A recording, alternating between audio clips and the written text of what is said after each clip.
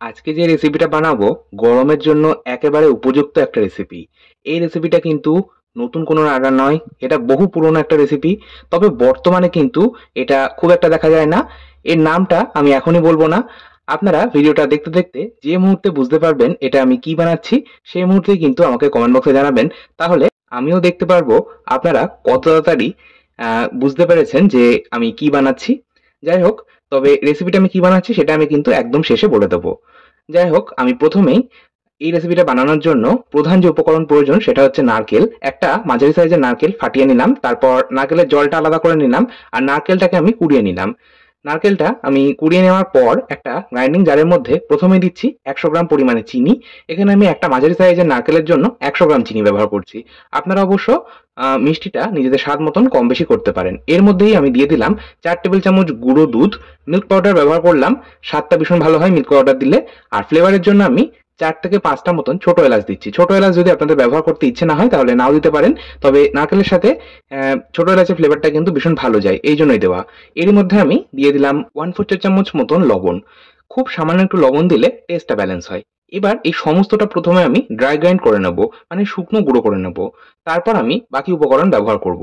আচ্ছা, এখানে আমি গুঁড়ো দুধ আর চিনি ব্যবহার করছি। আপনারা কিন্তু চাইলে এখানে ব্যবহার করতে পারেন কনডেন্স মিল্ক বা মিল্কমেড। কনডেন্স মিল্ক বা মিল্কমেড ব্যবহার করলে আলাদা করে আর চিনি বা গুঁড়ো দুধ ব্যবহার করার প্রয়োজন নেই। যাই হোক, প্রথমে আমি ড্রাই গ্রাইন্ড করে নেওয়ার পর এর মধ্যে দিয়ে দিচ্ছি আগে থেকেই কুড়িয়ে রাখা নারকেল। নারকেল কোড়াটা আমি সম্পূর্ণটাই দিয়ে দিলাম। এবার আমি আবারও গ্রাইন্ডিং জারের ঢাকনাটা বন্ধ করে একদম হাই স্পিডে আমি আবারও এটা কিন্তু একবার গ্রাইন্ড করে নেব। এই খাবারটা কিন্তু আমরা ছোটবেলায় প্রচুর খেয়েছি, খুব কম দামে এটা পাওয়া যেত। আমরা বাচ্চা থেকে বড় প্রায়শই প্রত্যেকেই কিন্তু এটা খেতে ভীষণই পছন্দ করি। আর আজকে এই খাবারটা খেতে খেতে আমি কিন্তু একদম নিশ্চিত যে আপনারা আপনাদের সেই ছেলেবেলায় ফিরে যাবেন। যাই হোক, আমি নারকেলটাকে প্রথমে বেটে নিলাম, মানে ওই চিনির গুঁড়োর সাথে বেটে নিলাম। এবার আমি এর মধ্যে দিয়ে দিচ্ছি লিকুইড। এখানে আমি লিকুইড বলতে ব্যবহার করছি ফ্রেশ ক্রিম। এখানে আমি হাফ কাপ ফ্রেশ ক্রিম ব্যবহার করেছি, আর ঠান্ডা ফ্রেশ ক্রিম ব্যবহার করতে হবে। মানে ক্রিমটাকে আমি নর্মাল ফ্রিজে রেখে দিয়েছিলাম 1 থেকে 1.5 ঘন্টা মতন, তারপর কিন্তু আমি ব্যবহার করছি। আর ফ্রেশ ক্রিমের পরিবর্তে আপনারা কিন্তু চাইলে দুধ জাল দিয়ে ঘন করে সেটা ঠান্ডা করেও কিন্তু ব্যবহার করতে পারেন। একটু ঘন ঘন করে দুধটাকে জাল দিতে হবে, মানে ক্ষীর মতন হয়ে যাবে, সেটাও কিন্তু ব্যবহার করা যেতে পারে। আবার চাইলে শুধুমাত্র কিন্তু লিকুইড দুধও ব্যবহার করা যেতে পারে। তবে লিকুইড দুধ অবশ্যই জাল দিয়ে ঠান্ডা করে নেবেন, মানে কাঁচা দুধ ব্যবহার করবেন না। যাই হোক, যেটা আপনাদের পছন্দ সেটাই কিন্তু ব্যবহার করতে পারেন। ও হ্যাঁ, আরেকটা জিনিসও কিন্তু ব্যবহার করা যেতে পারে। এখানে আমি ফ্রেশ ক্রিম ব্যবহার করছি, আপনারা কিন্তু চাইলে হুইপিং ক্রিম মানে কেকের ক্রিমও কিন্তু ব্যবহার করতেই পারেন। এর মধ্যে যেকোনো একটা আপনারা ব্যবহার করতে পারবেন। সমস্তটা দিয়ে আরো একবার ব্লেন্ড করে নিলাম। ব্যাস, আমাদের কিন্তু ব্যাটার একদম তৈরি। এখন দেখতেই পাচ্ছেন আমি বেশ কতগুলো কুলফি মোল্ড নিয়ে নিয়েছি। এরকম কুলফি মোল্ড যদি আপনাদের কাছে না থাকে, আপনারা কিন্তু চাইলে চা খাওয়ার যে ছোট ছোট কাগজের কাপগুলো হয় তার মধ্যেও এই এটা আপনারা জমাতে পারেন। আবার চাইলে জল খাওয়ার যে গ্লাস, কাগজের গ্লাস, সেই গ্লাসের মধ্যেও কিন্তু জমাতে পারেন। যাই হোক, প্রথমে আমি এই কুলফি মোল্ডের মধ্যে বানিয়ে নেওয়া ব্যাটারটা দিয়ে দিলাম।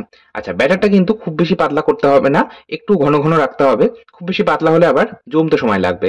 তারপর আমি কুলফি মোল্ডের মধ্যে এই ব্যাটারটা ঢেলে নেওয়ার পর আমি কিন্তু মুখটাকে বন্ধ করে দিলাম, আর একটা পপসিকল স্টিক দিয়ে এইভাবে গেঁথে দিলাম মাঝ বরাবর। আচ্ছা, এবার বাকি যে ব্যাটারটা রয়ে গেল সেটা আমি এইভাবে একটা জল খাওয়ার কাগজের যে গ্লাস হয় তার মধ্যে ঢেলে নিচ্ছি। তারপর একটু ট্যাপ করে নেবো যাতে চারিদিকে সমানভাবে সমান হয়ে যায়।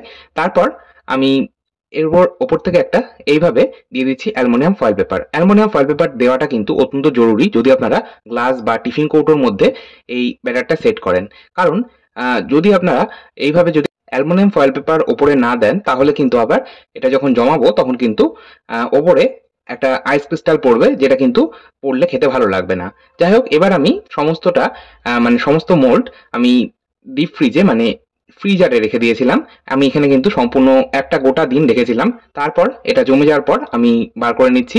একটা পাত্রের মধ্যে জল নিয়েছিলাম। ওই যে কুলফি মোল্ড গুলো রয়েছে, কুলফি মোল্ড থেকে কুলফি বা আইসক্রিম আনমোল্ড করার কিন্তু খুব সহজ একটা পদ্ধতি রয়েছে। এইভাবে জলের মধ্যে মোল্ডটাকে 10 থেকে 15 সেকেন্ড দিয়ে তারপর বার করে নেওয়া যায়। এছাড়াও হাতের মধ্যে একটু ঘষে নিয়ে বের করে নেওয়া যায়। রাস্তার দোকানগুলোতে যখন আমাদের কুলফি কাকু কুলফি আমাদেরকে দেয় তখন কিন্তু দেখবেন মোল্ডগুলো হাতের তালুর মধ্যে ঘষে নেয়। হাতের তালুর মধ্যে ঘষে নিলে কিন্তু কুলফি খুব অনায়াসে বেরিয়ে আসে। যাই হোক, এবার আমি ওই গ্লাসের মধ্যে যেটা জমিয়েছিলাম সেটাও কিন্তু আমি বার করে নিচ্ছি, তারপর এইভাবে একটু কেটে নিচ্ছি। ব্যাস, আমাদের সেই ছেলেবেলার নারকেল আইসক্রিম কিন্তু একদম তৈরি।